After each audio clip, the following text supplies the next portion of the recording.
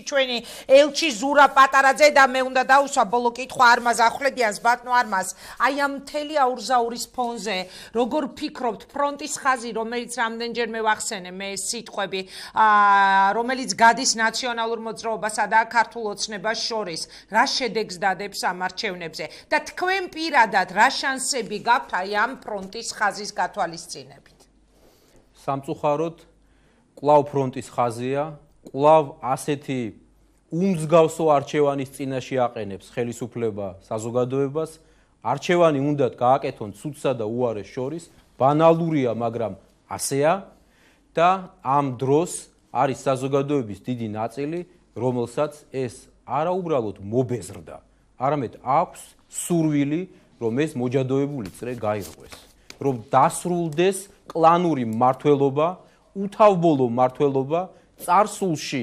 უკიდურესად უსამართლო, მაგრამ შესაძლოა დინამიკური განვითარების ფონზე დღეს კი სტაგნაცია და იმავდროულად კლანურობა. ასე რომ ამ არჩევანს როცა თავაზობს ხელისუფლება საზოგადოებას არ უნდა უკვირდეს, რომ საზოგადოების რეაქცია და მისი ვერდიქტი იქნება ადეკვატური 8 ოქტომბერს. რაც შეეხება დამარცხება ოცნება აჭარაში. მე ვფიქრობ, რომ ოცნება უკვე დღეს მორალურად დამარცხებულია. აქ საქმე ისაა, როდის გაფორმდება ეს იურიდიულად. ვფიქრობ, რომ 8 ოქტომბერს ძალიან მძიმე შედეგს მივიღებთ და თუ ოცნება შეეცდება манипуляციებით, უკანონო манипуляციებით, რომ გაიხანგრძლივოს მმართველობა, ან როგორც ამბობენ 100 მანდატისთვის იბრძოლოს, ამას მოყვება ძალიან მძიმე შედეგი. ოცნებაში ეს უნდა გაითვალისწინონ. რევოლუცია?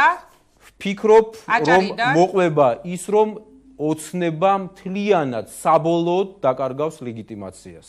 აჭარიდან იქნება ეს პროცესი როგორ? არ გამოურიცხავ, რომ ეს პროცესი დაიწყოს რეგიონებიდან, მათ შორის აჭარიდანაც, იმიტომ რომ აჭარაში საზოგადოების დიდი ნაწილი ამბობს, საკმარისია, თავი გაგვანებეთ ამ წარუმატებელმა ექსპერიმენტმა დააქცია იქაურობა.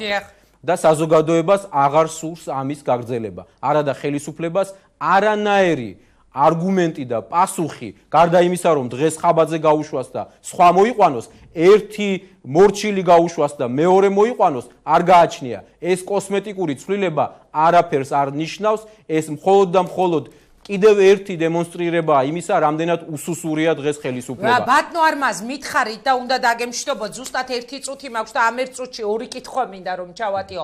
პირველი, ვინ იყვნენ ის ბებერი ნიანგები, ვინც ამ შედეგამდე მიიყვანა, გვარები მითხარით, ქართული ოცნება? აი ესა ერთი კითხვა. ადგილობრივი თუ ცენტრალური ნიანგები? ორივე ფლანგზე. სამწუხაროდ დღეს პოლიტსაბჭო განახლდაო გვეუბნება ოცნება, მაგრამ ისინი კვლავ იქ არიან. ისინი არიან გადაწყვეტილების მიმღებები და დღეს კვლავ აპირებენ კენჭისყრას. თქვენ წარმოიდგინეთ რა თავხედობაა. წარმოიდგინეთ ამ ფონზე ოცნება სურს, რომ საზოგადოებას კვლავ დაენახოს და უთხრას ხმა მომეცითო, დააბოლოს, მოატყუოს, ეს აღარ გამოვა. იმიტომ რომ ასეთი თავხედობა არასდროს არ გაზდის ხელისუფლებას. გვარს არ მეტყვით? დღეს ქართული ოცნების პოლიტსაბჭოში უმრავლესობა სწორედ ასეა, ასეთია. ძველი წევრები მყავს ხედველობაში, რა თქმა უნდა, ფრაქციის ხელმძღვანელობა, ხელმძღვანელი, სხვები, რომლებიც თითქოს ცდილობენ, რომ აჩვენონ როგორი დემოკრატიულები არიან და მე კვლავ შევახსენებ პრემიერ-მინისტრ დღევანდელს. მასზეა მთელი პასუხისმგებლობა. ის შეიწყნარებს ამ რეტროგრადებს, ის შეიწყნარებს ამ არადემოკრატიულად მოაზროვნე ადამიანებს და მეორე ხელით დღეს უნდა რომ ხაბაძე გაუშვას და სხვა მონამორჩილი მოიყვანოს. არაფერი არ გამოვა. ეს ექსპერიმენტი წარუმატებელია, ჩავარდნილია და ამაზე პასუხისგება მოგიწევთ. ახლებზე რა სიტყვით, მოკლედ მითხარი. ვიზზე ახლებზე? ახლებზე ვინც პოლიტსაბჭოში შევიდნენ, რებრენდინგი, დავით ყოღუაშვილი, ფრუიძე, დამავიწყდა გვარები, კაკულია, მდინარაძე და ასე მე არ მახსოვს ეს გვარები, უნდა გითხრათ, რომ ძველებშიც ახლებშიც ჩვენ პატივი უნდა ვცეთ ხაზგასმით ადამიანის ღირსებას. უნდა ვცადოთ და ვეცადოთ, რომ ადამიანებს დაუფასოთ ეს ღირსება. მაგრამ რა უყოთ ამ ქვეყანას ამ გაუმართლებელი, წარუმატებელი ექსპერიმენტის პირობებში, რომელ ძველზე და ახალზეა საუბარი, მაშინ, როცა ძველიც და ახალიც ერთნაირად აჭაობებს ამ პოლიტიკურ და სამოქალაქო გარემოს. ამაზე პასუხი უნდა გაგვცეს ხელისუფლებამ. პასუხი არ აქვს. პასუხს მივიღებთ 8 ოქტომბერს საზოგადოებისგან. სლოგანი კი არა და ერთი ფრაზა რითიც თქვენ მიდიხართ ბათუმის არჩევნებზე და მე დაგემშვიდობებით აჭარას უხდება ხომი აჭარის პოლიტიკურ პროცესებს ასეთი ტიპის ლოზუნგები. დავით ბერძენიშვილი იყო ხომი ამისი უბადლო ოსტატი აჭარა აბაშიძის გარეშე, მერე სააკაშვილის გარეშე. თქვენ რითი მიდიხართ ეხლა? მე არ მინდა თქვა ვის გარეშე, იმიტომ რომ დღეს უთავოთაა აჭარა. უნდა გითხრათ და ვის გარეშე უნდა ვისაუბროთ, აქ საუბარია იმაზე, რომ ჩვენ ვეთყვით არას კლანურ მართლობას. არა κλანურ მართლობას და უკომპრომისო ბრძოლა.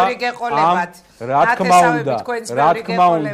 თქმა უნდა, უნათესავო ვინ არის, მაგრამ უნდა ვთქვათ, რომ კარი გაუღოთ ყველას, ვინც არის წესიერი, დემოკრატიულად მოაზროვნე და ასეთი ადამიანის ძიებაში ვიყოთ. ამ ადამიანებს გაუხსნათ ასპარეზი. მადლობა ღმერთს, რომ ჩვენი ქვეყანა, აჭარა, ბათუმიც სავსეა ასეთი ხალხით, მაგრამ მათთვის წლებია კარი არის დახშული. ამ კარს ჩვენ გავაღებთ. მადლობა, როგორც ყოველთვის საინტერესო ინტერვიუ გამოვიდა თქვენთან, მე წარმატება მინდა გისურვოთ არმაზ, მადლობა რომ იყავით ჩვენთან ერთად. ამით უნდა დავასრულოთ დღევანდელი გადაცემა, ზუსტად 5 წუთში პირდაპირ ეთერშია ნინო ჟიჟილაშვილი და რვიანი, თავარი თემი და საინტერესო პოლიტიკური სტუმრები, ჩვენ კი ერთმანეთს შევხვდებით ხვალად, ზეგაც, მაზეგაც, იმიტომ რომ ვახოსანაია შვებულებაში გავიდა და 2 კვირის განმავლობაში დღეში 3-ჯერ 2-ზე 4-ზე და 7-ზე ჩემი ატანა მოვიწევთ. მადლობა.